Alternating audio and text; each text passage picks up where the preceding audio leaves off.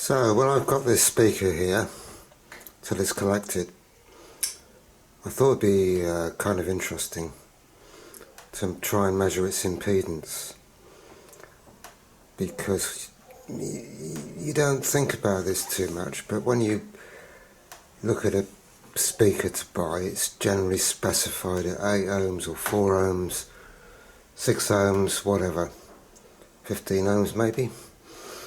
But that is not the true picture, because that impedance will vary over frequency.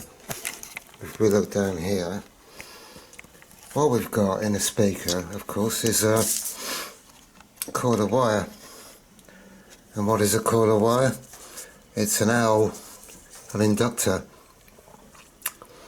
Now, that has inductive reactance. It also has resistance. It also has capacitance across the coil. But with most speakers, I think we can ignore capacitive effects until you get to tweeters.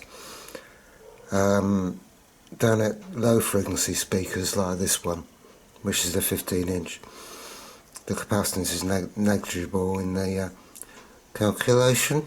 Yeah, so we've got an inductor with inductive reactance, but as we get nearer to 0 hertz or DC, then really it's just the resistance that's going to determine the impedance.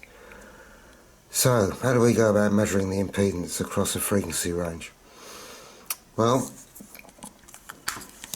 I could use this thing, which is an LCR meter, but it also measures impedance, apparently. If I set it to Z, that's at 1 kilohertz, 21.5 ohms. If you have a look at this graph, and we're at 1 kilohertz, so graph's saying about 25 ohms. Yeah, maybe a bit under 25. So I suppose it's not too far out. The trouble with this meter is it's only got 2 test frequencies, actually 3, 100 hertz and 120 is the other ones. If I change to 100 hertz,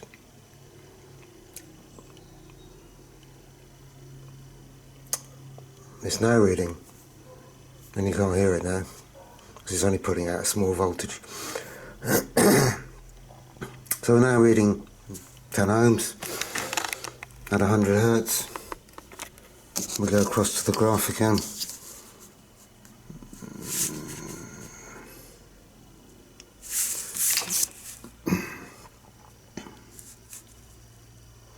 Well, I reckon that's about 12 according to the graph. So not too far out again. But what I wanted to do is try and measure it over a few frequencies, particularly its resonant frequency. Because at resonance, where's the graph gone?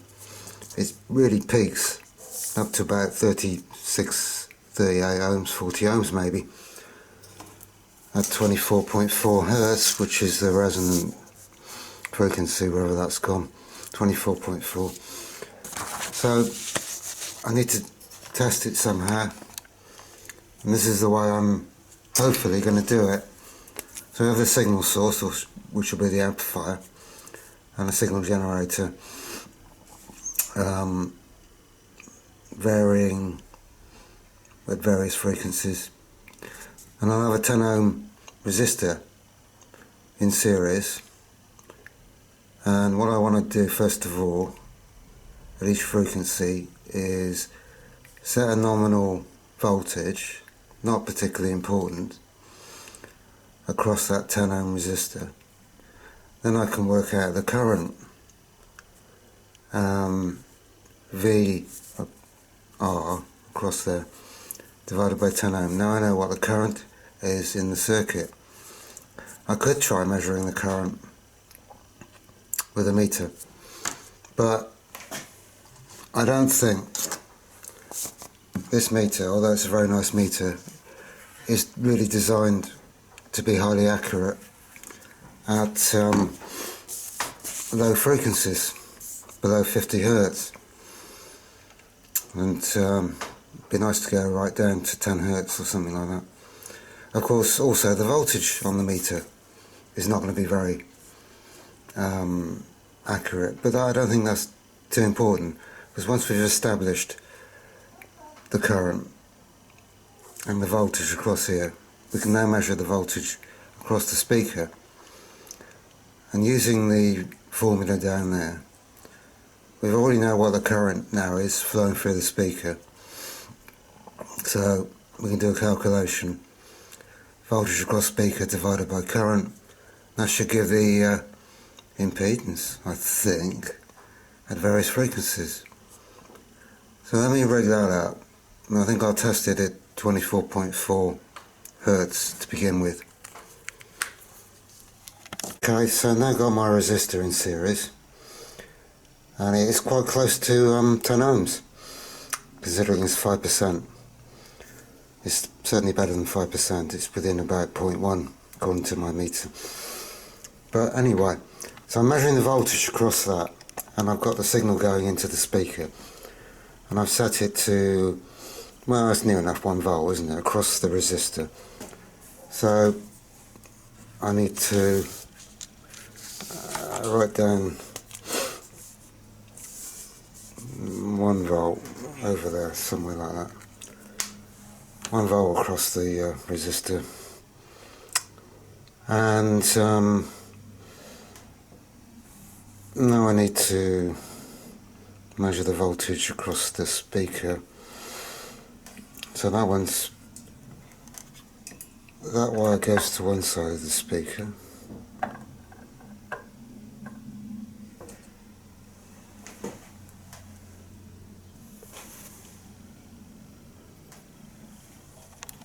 okay, a bit of worry there, there's a bit of crackling. It was just a loose connection. I had a horrible feeling it was a speaker cone scratching on the coil. But anyway, now I'm measuring the voltage across the speaker, and that's 1.93.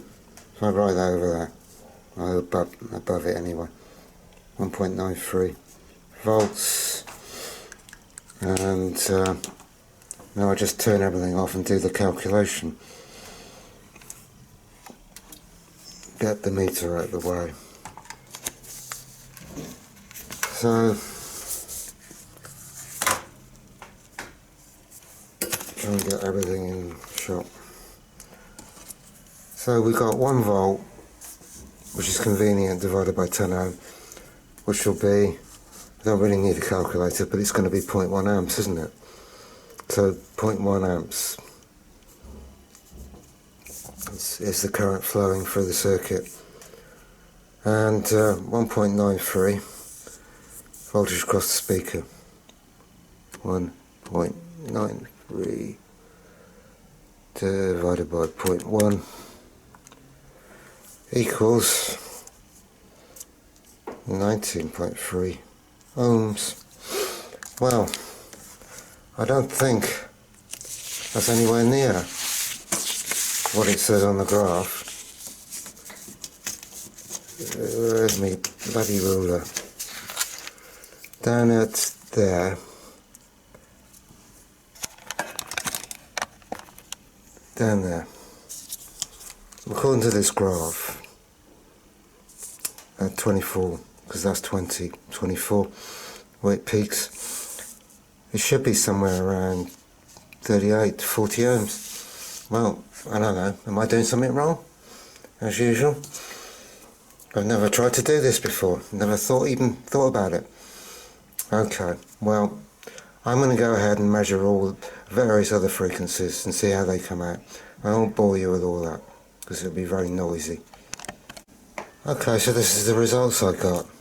It was difficult to do 10 Hertz because the meter is fluctuating badly. I would have better to use an oscilloscope, but whatever. But at 10 Hz I've got around 10 ohms, so yeah, that's pretty close. That's pretty close to the graph. 24.4, I got 19.3, which is not on as this graph. 19.3, 24.4 is going to be that peak.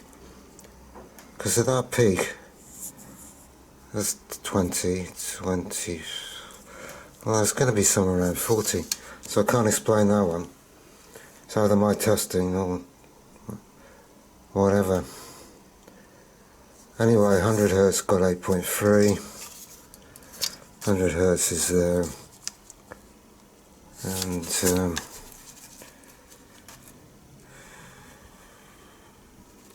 yeah, that's about right. That's about right. So I reckon that's right. Don't think that one is. 200, I got 9.7. That's 200. 200. Oh dear, it's difficult. I'd say that's near a 7. Near a 7 on that one. But whatever. 500, it drops to 5.3. 1, 2, 3, 4, 5. That's 500. Well, that should be near a 10 at 500, so that's not right. Oh well. 1 kilohertz, I got 20 ohms, and on this graph it says 15. So 15, yeah, well, interesting. All the same. 2 kilohertz, I just checked it at that last frequency. 26 ohms, that's where it starts to shoot up. So that's 2 kilohertz. And that's not too far out. That's about 23 or 4 on the graph. So I say that's near enough right.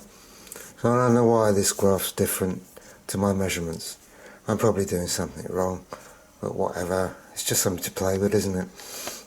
Right, just for a laugh, I thought I'd test this really hideous horn tweeter, which hasn't got a coil in it. It's piezoelectric, and it is absolute junk. Wish I hadn't bought it.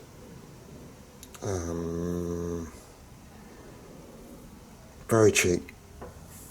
Right, I'm going to do the same test, but I'm going to do this at 10 kilohertz. Turn on the generator. Don't know if you can hear that. That's 10 kilohertz. So I'm getting 0.15 volts. And divided by 10. Can't think today. What's that mean? 0.15 divided by 10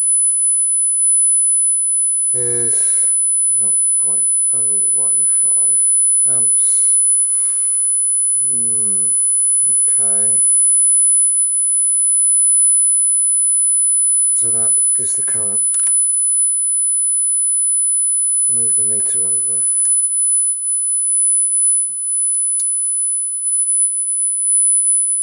That is reading 4 volts.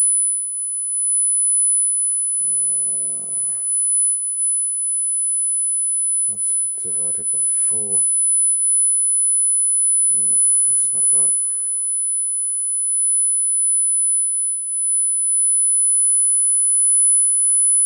Four divided by 0.015. 266 ohms. Really? I suppose it's possible. What am I doing wrong?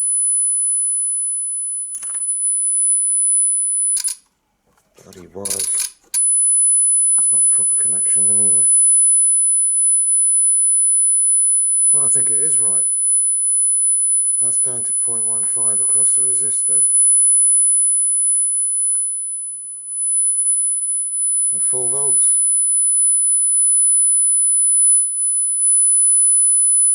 Surely divide 0.015. 266 ohms. Well, that's a lot of junk then, isn't it?